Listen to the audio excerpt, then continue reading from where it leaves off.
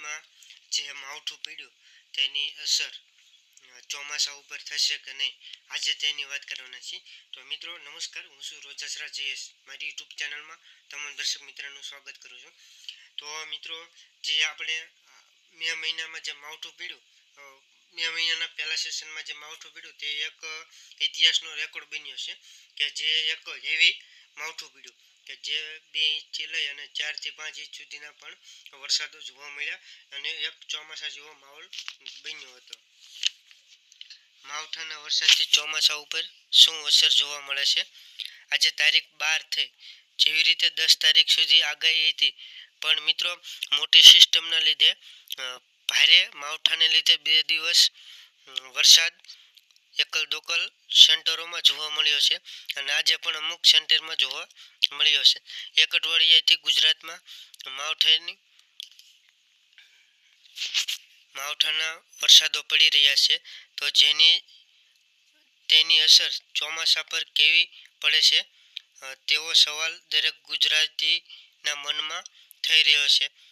આપણે સૌ જાણીએ છીએ કે ગુજરાતમાં હાલ એક મોટું માવઠું પડી રહ્યું છે. 2 થી લઈ અને 4 ઇંચ સુધીના વરસાદો જોવા મળ્યા છે. મે મહિનામાં અનેક વખત માવઠાઓ થતા હોય છે અને આ માવઠાઓ સામાન્ય હોય છે, પણ આ વર્ષે 2025માં મે મહિનામાં એક હેવી માવઠું પડ્યું છે અને એની અસર હજુ સુધી ગુજરાતમાં જોવા મળી રહી છે અને ઝાપટાઓ પણ હજી પડી રહ્યા છે. ગુજરાતમાં ચોમાસા જેવો માહોલ બની ગયો છે. આજે માવઠું આવ્યું તે પાકિસ્તાનના બલુચ વિસ્તાર અને સિંધ પ્રાંત ઉપર બન્યું હતું. જે સાયક્લોન સર્ક્યુલેશન ગુજરાત ઉપર પસાર થયું, જેને કારણે ગુજરાતમાં માવઠું આવ્યું હતું. જે સાયક્લોન સર્ક્યુલેશન હતું તેને અરબ સાગરમાંથી ભેજ મળ્યો હતો અને સાયક્લોન સર્ક્યુ જે ગુજરાતના ઉત્તરના ભાગમાં બન્યું હતું. માની લો કે એક વાત એવી છે મિત્રો કે આ સિસ્ટમ પાકિસ્તાન ઉપર બન્યું અને એની જગ્યાએ કેરળ, ગોવા અથવા જે પશ્ચિમ દિશાના દરિયાઈ ભાગમાં બન્યું હોત તો તેની અસર છે એ ચોમાસા ઉપર જરૂર પડે. એવી કોઈ જગ્યાએ બન્યું હોત તો એને પછી આગળ આપણા ગુજરાત સુધી લંબાયું હોત.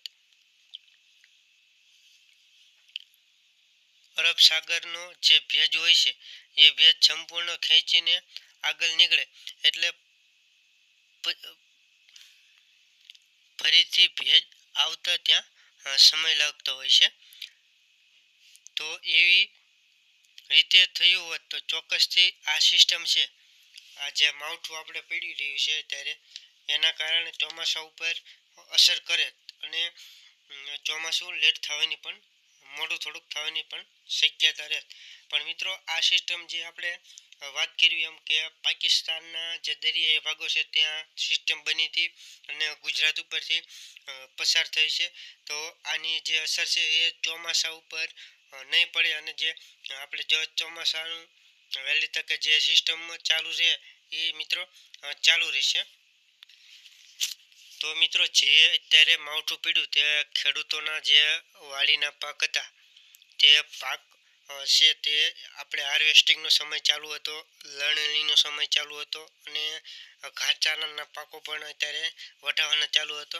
તો ત્યાંના જે ખેડૂતોના પાક છે એકદમ બરબાદ થઈ ગયો છે અને ખેડૂતોને એક મોઢામાં આવેલો કોળિયો છીનવાઈ ગયો છે કે જે ખેડૂત ઉત્પાદન લે ઉનાળુ પાકનું તેમાં વરસાદના લીધે ખૂબ મોટું નુકસાન છે જેની કોઈ આપણે કલ્પના ન કરી શકીએ. એમાં મિત્રો કરોડો રૂપિયાનું નુકસાન છે, તેમાંથી તો 95-97% તો નુકસાન જે છે ને એ ખેડૂતને થયું છે.